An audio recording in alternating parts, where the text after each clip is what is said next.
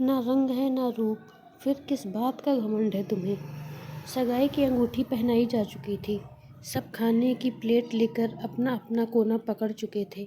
नेहा अपनी सहेली और होने वाली जेठानी व ननद के साथ बैठी थी। इधर उधर की बातें चल रही थी। इतने में सासू माँ कमरे में आ गई और नेहा के पास बैठते हुए बोली, देखो नेहा, अब शादी में कुछ ही दिन बचे हैं, तो धूप में निकलना कम। बेसन, दही और हल्दी का लेप रोज़ रात को लगाना, उससे रंग साफ हो जाएगा। नेहा हाँ में सर हिला दिया। फिर जेठानी चहकते हुए बताने लगी, हाँ, नींबू और टमाटर का रस लगाओ तो रंग साफ हो जाएगा। देवर जी को गोरी चिट्टी लड़कियां पसंद हैं, मेरे जैसी। और खिलखिलाकर हंस पड़ी। फिर माहौल हल्का हो गया। खैर धीरे धीरे शादी के दिन नज़दीक आने लगे।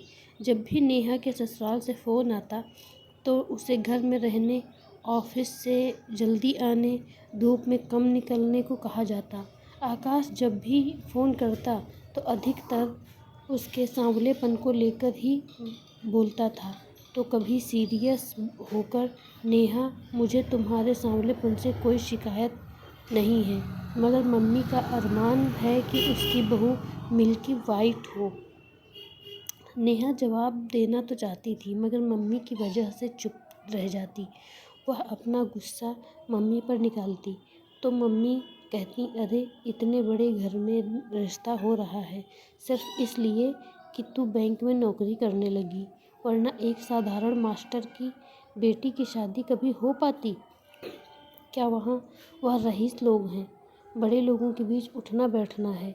न किस्मत वाली है तू किस्मत वाली है कि तेरे ऐसे रंग रूप के बाद भी उन्होंने तुझे चुना है। फिर नेहा चुप हो जाती। उसे भी लगता कि मम्मी सच तो कह रही हैं।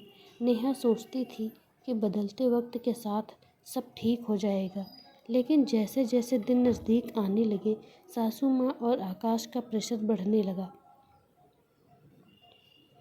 नेहा यह सब इग्नोर तो करना चाहती, मगर नहीं कर पाती। फिर खुद के अंदर ही अंदर और चढ़ने लगी। उबटन लगने के बाद जो रंग और खिलना चाहिए वह और मुरझाने लगा। शादी से एक सप्ताह पहले आकाश का जन्मदिन था। आकाश ने पार्टी में नेहा को भी बुलाया था। सासू माँ ने पहले ही फ़ोन पर समझा दिया था कि पार्लर होते हुए पार्टी में आना। नेहा की माँ ने भाई के साथ पार्लर भेज दिया। नेहा जब पार्टी में पहुंची तो उसे देखते ही सासू माँ लाल पीली हो गई। बड़ी बहू को बुलाकर बोली कि ले जाओ इसे बाथरूम में और अपने मेकअप से तैयार करो, मगर नेहा नहीं गई, वहीं खड़ी रही। सासू माँ के तलवे का गुस्सा सिर पर चढ़ गया और धक्का देते हुए नेहा से बोली, ना रंग है ना रूप, फिर तुम्हें किस बात का घमंड है। हमने अपने से नीचे घर में रिश्ता जोड़कर गलती कर दी। इतने में आकाश भी वहाँ हल्ला सुनकर आ गया और नेहा का हाथ पकड़कर बाथरूम की तरफ भाभी के साथ जाने लगा।